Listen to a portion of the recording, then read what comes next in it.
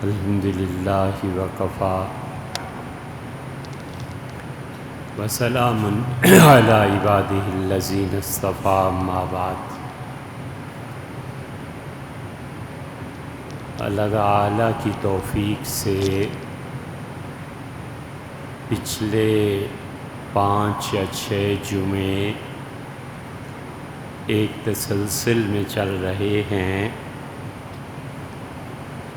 اور آپ میں سے جو دوست مسلسل انہیں سن رہے ہیں، امید کی جاتی ہے کہ وہ تسلسل ان کے ذہن میں قائم ہوگا۔ اس معاشرے کے بارے میں جن کے افراد ہم ہیں، مقتدر قوتیں، چیف اور DGISI جو طاقت کے مراکز ہیں اور ہم ان کے تابع ہیں، 4 جمعے تو اس پہ گزرے کہ ہم اس نظام کو نہیں چاہتے، اور مہربانی کر کے ہمیں اس ظلم سے نجات دلائیں۔ جس معاشرے میں ہمیں عدل نہ ملے، جس معاشرے میں ہماری معیشت بغیر سود کے حرام پر مشتمل رزق اور روپیہ ہم استعمال کرنے پہ مجبور ہوں، اور جس نظام تعلیم سے نکل کے ہم اللہ اور اس کے رسول صلی اللہ علیہ وسلم کی محبت کی خوشبو تک نہ پا سکیں، ہم اس نظام میں نہیں رہنا چاہتے، اور وہ جو حاکم ہیں ان سے یہ درخواست ہے کہ اس کو بدلیں، اور پھر ان کا اور ہمارا اصل حاکم، اصل شہنشاہ، اصل بادشاہ اللہ سبحانہ و تعالی ہے۔ وہ ان سے بھی، ہم سے بھی، سب سے پوچھے گا کہ فیما کنتم، زندگی کہاں گزار کے آئے، کون سا نظام تھا؟ تو ہم یہ کہہ سکیں گے کہ اے رب، پورے 4 جمعے اس بات پر ہر طرح کھول کے بیان کر دیا کہ بھئی ہم بیزار۔ اسی کی دوسری جو سائیڈ ہے کہ معاشرے میں ہمیں کیا کرنا ہے، یہ بھی اس سے کچھ کم نہیں ہے۔ ان کی بھی خدمات ہیں، معاشرے کی بھی خدمات ہیں، وہ جو طاقتیں ہیں وہ بھی اچھے کام کرتی ہیں بہت سے، اور خود ہماری بھی ذمہ داری شہری کی حیثیت سے بنتی ہے کہ ہم بھی اچھے کام کریں۔ ایک ہی ادارہ ہے، کوئی آفت، کوئی مصیبت پڑ جائے تو انہیں بلاؤ، سیلاب آ جائے تو فوج کو بلاؤ، اور انتخابات کرانے ہیں تو انہیں زحمت دو، اور زلزلہ آ جائے تو انہیں بلاؤ، خانہ شماری، شمار بندی، آبادی، پھر انہیں بلاؤ، سیاست کے جھگڑے تو پھر انہیں بلاؤ۔ تو کتنے ہی احسانات ہماری فوج کے ہم پر ہیں، اور ہمیں اللہ نے احسان فراموشی نہیں سکھائی کہ جب ہم ان سے مطالبہ کرتے ہیں کہ آپ اس نظام کو بدلیں تو ہم ان کے خیر خواہ بھی ہیں، ہم ان کو اچھے کاموں میں کریڈٹ دینے والے بھی ہیں، اور اگر ہم یہ نہ کریں تو اللہ کے ہاں جو انصاف مطلوب ہے وہ نہیں رہے گا۔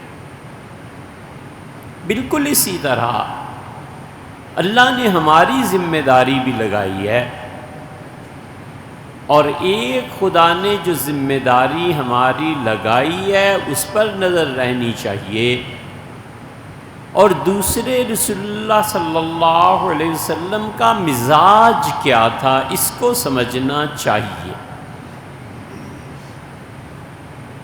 ایک ہے قانونی زبان اور ایک ہے مزاج، دونوں میں فرق ہے۔ جب عدالت تک مسئلہ آ گیا اور گواہوں تک بات پہنچ گئی تو حضور اقدس صلی اللہ علیہ وسلم نے عوام کو انصاف فراہم کیا اور عدالتوں پہ کارروائی جاری رہی۔ اور جب بات ان کے مزاج پر آ گئی تو مزاج مبارک ان قانونی تقاضوں سے، ان چیزوں سے بہت بلند و بالا تھا، اور انسانیت کا وہ معیار جو آپ نے قائم کیا وہ اصل ہے۔ سعد رضی اللہ عنہ آئے اور عرض کیا کہ یہودی ہے اور میرے پلاٹ پہ اس نے قبضہ کر لیا ہے۔ آپ نے فرمایا سعد کیا گواہی ہے؟ ان کا اللہ کے رسول گواہ تو کوئی نہیں۔ فرمایا یہودی سے کہ تم نے جو قبضہ کر لیا تو آپ کے پاس کیا ثبوت ہے؟ اس نے کہا کوئی نہیں۔ آپ نے فرمایا کہ پھر تو بات پہنچ جاتی ہے اللہ کی ذات پاک کی قسم پہ کہ جو قسم کھا لے گا میں اسے دے دوں گا۔ سعد رضی اللہ عنہ نے عرض کیا کہ اللہ کے رسول اس کا کیا اعتبار ہے؟ یہ یہودی ہے، جھوٹی قسم اٹھا لے گا، میرا پلاٹ چاہتا رہے گا، کیا ارشاد فرماتے ہیں؟ تو حضور صلی اللہ علیہ وسلم نے قانونی تقاضے کے مطابق فرمایا، آپ نے کہا سعد تم یقیناً پھر پلاٹ کے حقدار نہیں رہو گے اگر یہ قسم کھا لے گا، لیکن یہ بھی یاد رکھو کہ جو لوگ جھوٹ بول کر، جھوٹے گواہ بنا کر مجھ سے فیصلہ کروائیں گے یقیناً وہ جہنم میں اپنا پلاٹ خریدیں گے۔ یہ قانونی تقاضے ہیں۔ اور ایک ہے حضرت رسالت پناہ صلی اللہ علیہ وسلم کا مزاج۔ ہم اس ملک میں رہتے ہیں، ہم اس کے شہری ہیں، کیا یہ تقاضا ہے کہ کوئی آدمی اگر تھوکے تو اس کے لیے بھی اسے امیر المومنین چاہیے جو آ کر سکھائیں کہ کیسے تھوکتے؟ حضور اقدس صلی اللہ علیہ وسلم نے بہت سی روایات آپ کو ایسی مل جائیں گی، منع فرمایا ہے راستوں کو گندا کرنے سے، اور خاص طور پہ منع فرمایا ہے کہ مسجد اور اس کی دیواریں اور ان چیزوں کا احترام کیا جائے۔ ایک مسجد پہ دیکھ لیا تھا، باہر گزرتے ہوئے دیوار پہ اپنے اپنے دست مبارک سے اس جگہ کو دھویا، صاف کیا، نہایت ناراض ہوئے اور فرمایا کہ کیا لوگوں کو، یعنی اس قسم کا جملہ فرمایا کہ کیا لوگوں کو تھوکنے کی بھی تمیز نہیں ہے، اور پھر خوشبو منگا کر مسجد کی اس دیوار پہ لگائی۔ ہم سارے تقاضے فوج اور آرمی اور حکومت سے کیوں کرتے ہیں؟ ہم جانتے ہیں ہمارے ملک میں عیسائی رہتے ہیں، ہم یہ بھی جانتے ہیں کہ ہمارے ملک میں یہودی رہتے ہیں کچھ حصہ ان کا، ہم جانتے ہیں ہمارے ملک میں ہندو رہتے ہیں، کتنی ہی اقلیتیں رہتی ہیں۔ ہمارا سارا رویہ جو ان اقلیتوں کے ساتھ ہونا چاہیے، اور کوئی پوچھنے والا نہیں ہے ان مذہبی غنڈہ گردوں کو جو پچھلے 20 سال سے نعرے لگاتے رہے کافر کافر شیعہ کافر، کافر کافر شیعہ کافر۔ یہ جو اب امن کا اوپر سے پیغام آیا، اب تمہارا کفر اور اسلام کہاں گیا ہے؟ اب ان مولویوں کو کوئی نہیں پکڑتا، کوئی کچھ نہیں کہتا، جنہوں نے ان نفرتوں کے بیج بوئے، جنہوں نے سینکڑوں بچوں کو یتیم کیا اور مڑ کے دیکھا تک نہیں کہ اس دھماکے میں اتنے اڑ گئے اور اتنے اڑ گئے، اور ہم کرنے کیا چلے ہیں؟ اس معاشرے میں سکون، اطمینان، امن کی زندگی ہم کر کیا رہے ہیں؟ اور مذہب سے نفرت اور دوریاں پیدا کی انہوں نے در حقیقت۔ انہیں خیال نہیں آیا کہ نفرتوں کے بیج جو آج بو رہے ہیں اس پہ کل کو کیا ہوگا؟ جو مساجد، جو علماء اس قسم کی تقریریں کرتے رہے، آج بھی کھلے ہیں، آج بھی آزاد ہیں، کوئی پوچھنے والا نہیں ہے کہ کفر اور اسلام کے ٹھیکیداروں، برہمنوں، تم نے جو کچھ پچھلے 20-25 سال میں فصل لگائی ہے اب ہمیں کاٹنی پڑ رہی ہے، ہم کدھر جائیں؟ یہ مذہب سکھاتا ہے ہمیں خود باشعور ہونا پڑے اور ہونا چاہیے۔ اللہ کافروں کے بارے میں ہمیں کیا کہتا ہے؟ ایک اصولی چیز، اور دوسرے حضور صلی اللہ علیہ وسلم کا مزاج کیا تھا۔ نبی کریم صلی اللہ علیہ وسلم کے مزاج سے پہلے اللہ کی بات 28ویں پارے میں سورہ ممتحنہ میں آتی ہے۔ اللہ نے فرمایا لا ینہاکم اللہ تعالیٰ تمہیں ان کافروں سے دو چیزوں سے نہیں روکتا۔ کون سے کافر؟ عن الذین لم یقاتلوکم، جو تم سے لڑتے نہیں ہیں، حربی کافر نہیں ہیں، تمہارے پرامن شہری ہیں، کوئی جنگ نہیں ہے۔ ہماری اور عیسائیوں کی، ہندوؤں کی، سکھوں کی، اقلیتوں کی ملک میں کیا جنگ ہے؟ ہمیں کس ہندو نے مارا ہے اور ہمیں کس سکھ اور عیسائی نے مارا ہے؟ کبھی بھی نہیں۔ اللہ فرماتے ہیں کہ لا ینہاکم اللہ تمہیں منع نہیں کرتا، عن الذین، ان لوگوں سے، ان کافروں سے، لم یقاتلوکم، جنہوں نے تمہیں قتل نہیں کیا اور تمہیں اس پہ مجبور نہیں کیا کہ تم اپنے گھروں کو چھوڑ کے ہجرت کر جاؤ۔ ایک واقعہ کہیں ملتا ہے ایسا کہ عیسائیوں نے مجبور کیا ہو کہ حیدرآباد چھوڑ دو، سندھ کے اندرونی علاقے چھوڑ دو، فلاں چھوڑ دو۔ اللہ نے کہا جب انہیں دونوں چیزیں نہیں پائی جاتی، نہ وہ حربی کافر ہیں، ایک تو کافر ہے تمہارے سامنے ہتھیار لے کے آ گیا، میدان جنگ ہے، فوج لڑ رہی ہے، تمہیں بلایا ہے، تم اور وہ آپس میں لڑو، اب ایک ہی کو بچنا ہے، نہ کوئی تو مارا جائے گا۔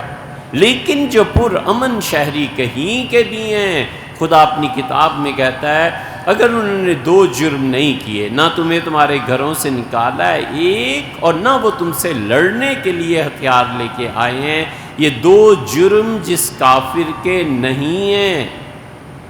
دیکھو دو چیزوں سے اللہ منع نہیں کرتا، ان تبروہم، ان کے ساتھ نیکی کرنے سے۔ یہ ذہن میں بٹھا لو یہ فکرہ کہ باوجود کہ ہم جانتے ہیں کہ وہ باطل نظریے پہ، کفر پہ ہے، گمراہی پہ ہے، غلطی پہ ہے، اس کے باوجود ہمیں ان سے نیکی کرنی ہے۔ ہم یہ نہیں کہہ رہے کہ عیسائیت کو قبول کر لیں گے، ہم یہ بھی نہیں کہہ رہے کہ ہم ہندوؤں کی طرح رام رام جپنا شروع کر دیں گے، لیکن ہم یہ کہتے ہیں جو خدا نے کتاب میں کہا، اس سے کہا نہ وہ تم سے لڑتے ہیں، نہ تمہارے گھروں سے تمہیں نکالتے ہیں، تو پھر تم نے کیا کرنا ہے؟ ان تبروہم، ان کے ساتھ نیکی کرو۔ ہر وہ نیکی جو عامت الناس کو نفع پہنچائے، ہر وہ نیکی جو اللہ کی عام مخلوق کو فائدہ پہنچائے، اس باب کو کھلا رکھنا ہے۔ مذہب کی بنیاد پر ہم قطعاً تقسیم نہیں کر سکتے کہ یہ کافر ہے لہٰذا نہ نیکی کی جائے، یہ مومن ہے نیکی کی جائے۔ اسلام ایسے نہیں سکھاتا۔ اللہ کہتا ہے ان تبروہم ایک، اور اللہ کہتا ہے ایسے کافر جو تم سے لڑتے نہیں ہیں اور جو تمہیں اپنے گھروں سے نہیں نکالتے تمہارے گھروں سے، وَتُقْسِطُوا إِلَيْهِمْ، دیکھو ان کے معاملے میں انصاف کرنا۔ ان اللہ یحب المقسطین، اللہ ان لوگوں سے محبت کرتا ہے جو کافروں سے بھی انصاف کرتے ہیں، ایمان والوں سے بھی انصاف کرتے ہیں۔ کافر ہے، نہ وہ آپ سے لڑا ہے، نہ گھر سے نکالا، نہ ہجرت، نہ جہاد، دونوں چیزوں کی نوبت نہیں آئی، آپ کا پرامن شہری ہے، اللہ کہتا ہے اس کے ساتھ نیکی کرو، اس کے ساتھ انصاف کرو۔ کیا خوبصورت مثال ہے اس کی، ہم اس کے دلائل آپ کو دیں۔ یہ رسول اللہ صلی اللہ علیہ وسلم کا مزاج ہے۔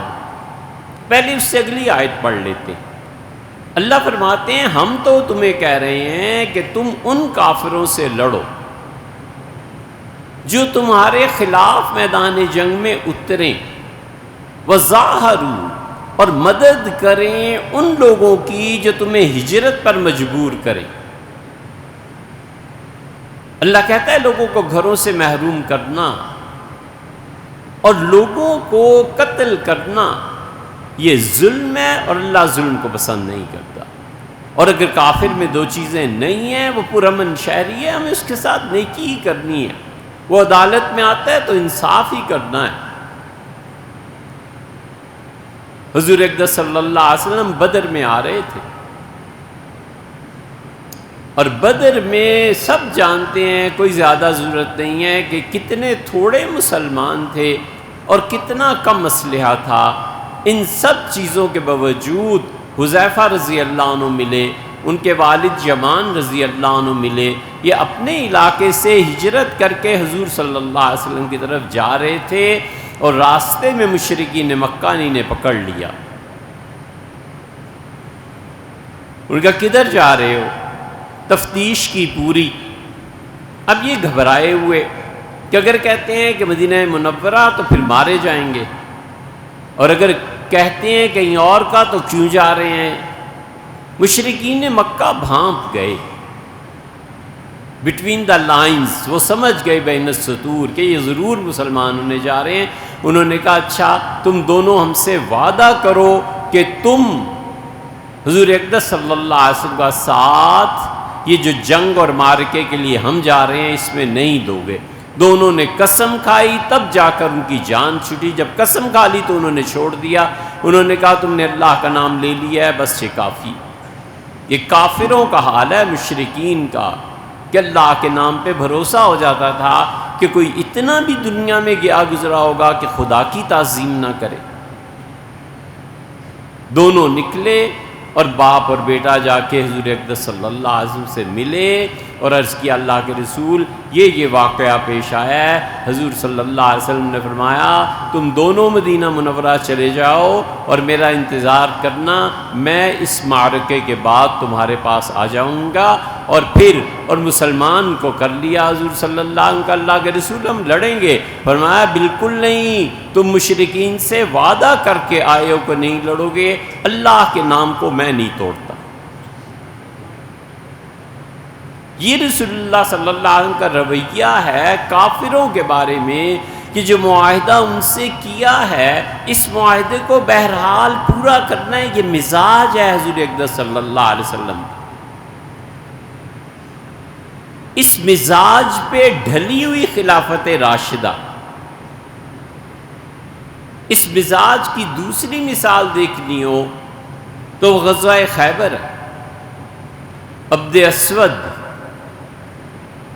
حضور اقدس صلی اللہ علیہ وسلم نے جب یہودیوں پہ حملہ کیا، انہوں نے جو قاتلانہ سازش حضور صلی اللہ علیہ وسلم کے خلاف کی تھی، دعوت تھی، اور جبریل امین نے بتایا کہ اس طرح پتھر اوپر سے چکی کا پاٹ آپ کے سر مبارک پر یہ پھینکیں گے، اور یہ قاتلانہ تیاری ہے، اور یہ یہودی جا رہے ہیں۔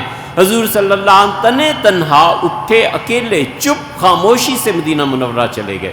صحابہ رضی اللہ عنہم حیران کہ کیا ہوا ہے، یہ اٹھ کے بعد میں گئے تو آپ نے فرمایا یہ سازش تھی اور اب ان کے خلاف کارروائی ضروری ہے۔ وہ چیز ہوئی اور رسول اللہ صلی اللہ علیہ وسلم کا لشکر دیکھ کے جو یہودی اس دن صبح مزدور اپنی زمینوں پہ نکلے گئے، انہوں نے نعرے لگانے شروع کر دیے، ان کا جا محمد والخمیس، جا محمد والخمیس، حضور اقدس صلی اللہ علیہ وسلم یہ آ گئے ہیں اور ان کے ساتھ لشکر بھی ہے، اور یہ دیکھ لو یہ آ گئے، یہ حملہ کر دیں گے۔ وہ گئے اور اپنے قلعوں میں بند ہو گئے۔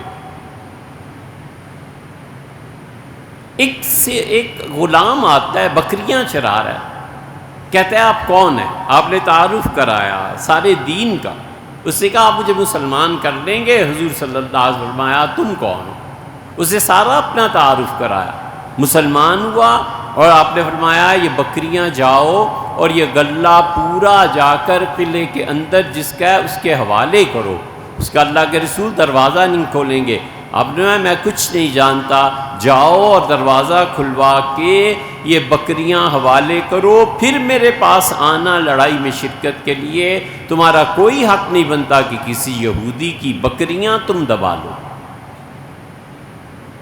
یہ انصاف ہے، یہ عدل ہے، یہ مزاج ہے حضور اقدس صلی اللہ علیہ وسلم۔ ہم نے آپ کو 7 واقعات بتانے تاکہ آپ اچھی طرح سمجھیں کہ اسلام کا مزاج کیا ہے۔ ایک قانونی کارروائی ہوتی ہے اور ایک مزاج ہوتا ہے۔ قانونی کارروائی جب عدالت میں، اسی لیے سیدنا عمر رضی اللہ عنہ کہتے تھے کہ دیکھو لوگو، مت میرے پاس عدالت میں مقدمے لاؤ، پھر میں فیصلہ کروں گا بالکل ٹھیک۔ اپنے گھروں میں، اپنے خاندان اور قبیلے میں پنچایت بناؤ اور بیٹھ کے اپنے فیصلے خود نبیڑ لو۔ اور کیا خوبصورت جملہ آخر پہ ارشاد فرمایا عدالتوں کے فیصلے دلوں میں منافقت کو پیدا کر دیتے۔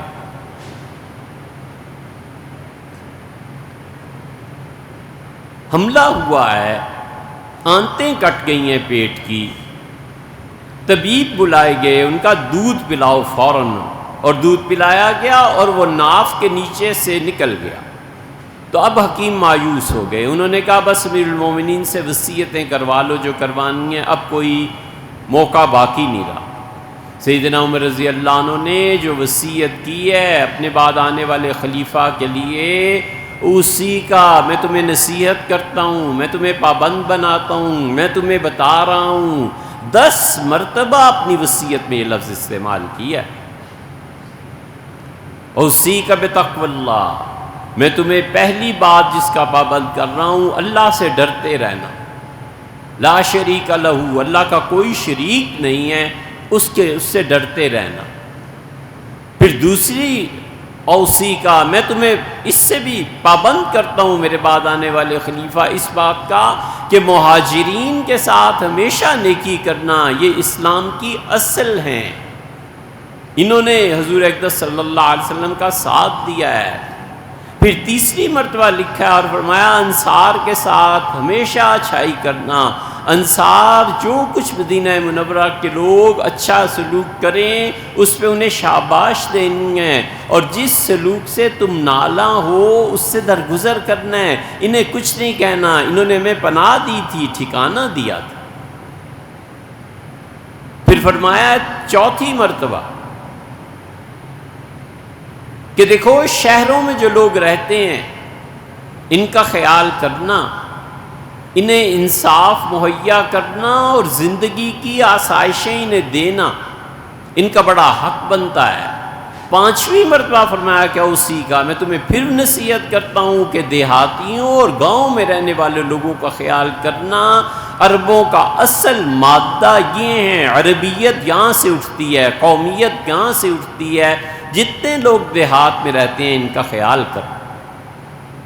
پھر چھٹی چیز پہ آئے ہیں تو فرمایا ہے کہ اسی کا، میں تمہیں اس بات کا پابند کرتا ہوں کہ جن غیر مسلم شہریوں کی ذمہ داری ہم نے لی ہے اس ذمہ داری کو پورا کرنا، ان کی جان مال کی حفاظت کرنا، ان سے کوئی ٹیکس ایسا نہیں لینا جو ان لوگوں کی طاقت سے باہر ہو، اور دیکھو اللہ کے ہاں ان کا جواب دینا ہے۔ 10 مرتبہ، 6 یہ ہو گئے۔ پھر انہیں کہا کہ میں تمہیں نصیحت کرتا ہوں کہ خدا کا خوف کرنا لوگوں کے بارے میں اور لوگوں سے ڈرنا اللہ کے بارے میں۔ عجیب جملہ فرمایا اللہ سے ڈرتے رہنا، لوگوں کا کوئی حق تمہارے ذمے نہ رہے، اپنی رعایا میں انصاف، ان کی معیشت، یہ سب چیزیں، اور لوگوں سے ڈرتے رہنا کہ اگر پبلک تمہارے خلاف اٹھ کھڑی ہوئی تو یہ خلافت وغیرہ سب ختم ہو جائے گی۔ لوگوں سے ڈرتے رہنا یعنی لوگوں میں انتشار نہیں پھیلنا چاہیے۔ یہ جو سب کچھ اللہ کے حوالے کر دیتے ہیں نا کہ اللہ مالک ملک اور قوم کا، انہیں امیر المومنین رضی اللہ عنہ کے اس جملے سے عقل آنی چاہیے کہ فرمایا لوگوں سے ڈرتے رہنا اللہ کے معاملے میں، یعنی تمہارے ملک میں اگر گناہ عام ہو جائیں، معصیت عام ہو جائے، تو جو خدا سے نہیں ڈرتا وہ تم سے کیا ڈرے گا خلافت۔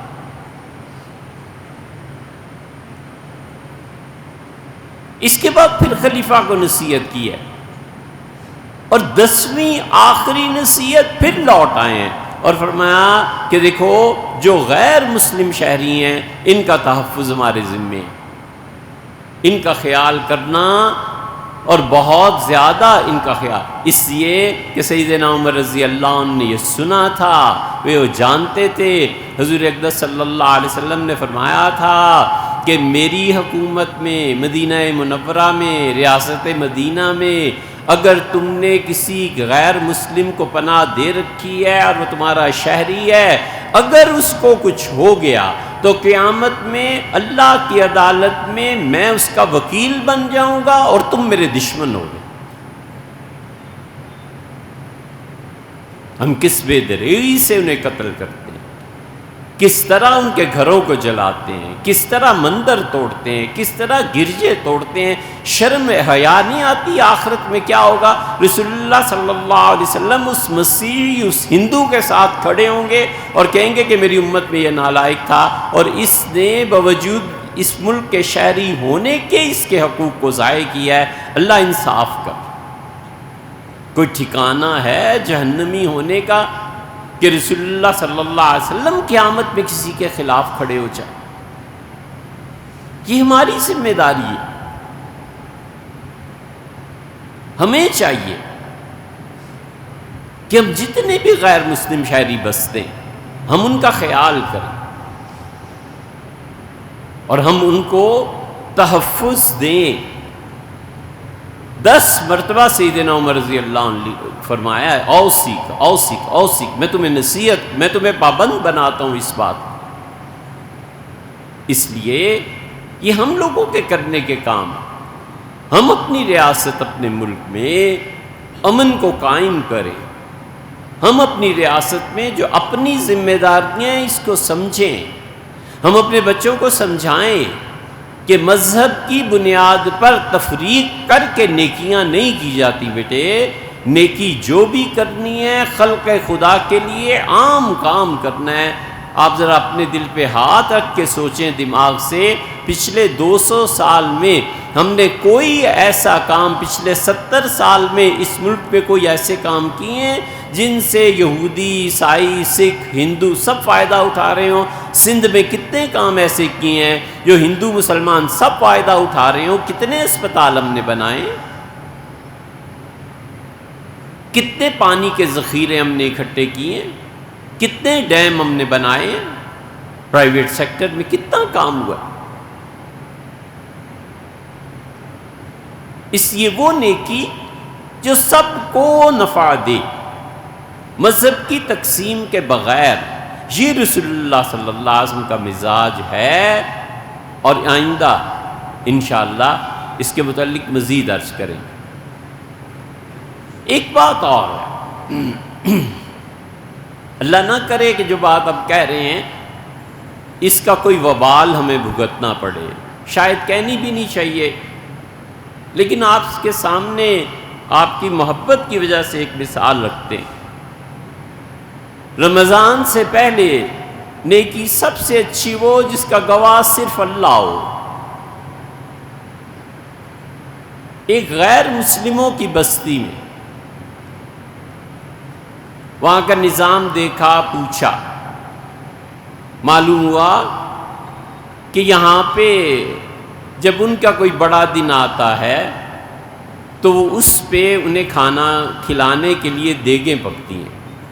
دیگ والے کے پاس گئے اور ہم نے کہا جتنے روزے ہیں روزانہ یہ ایک دیگ پکا کر آپ نے تقسیم کرنی ہے اور انہیں بتانا ہے کہ عام مسلمان اسلام آباد کے شہریوں کی طرف سے آپ کے لیے ایک تحفہ ہے، رمضان آیا ہے، ہم نے ہر ایک کے ساتھ اچھائی کرنی۔ وہ حیران ہوئے کہ یہ کیا؟ ہم نے کہا کچھ نہیں، ہم آپ کا بل اتنے ایڈوانس لے لو۔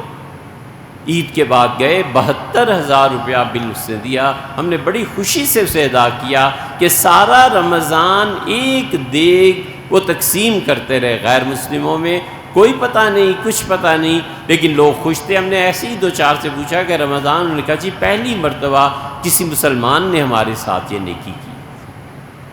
اس لیے بھیا یہ آگے آ رہی ہے عید، یہ قربانی کا گوشت، یہ سارا یہاں جو غیر مسلموں کی بستیاں ہیں نا، ہمیں بھی چاہیے ہم جا کر انہیں دیں، ہمیں چاہیے ہم اپنی خوشیوں میں انہیں شریک کریں، اپنے قریب کریں۔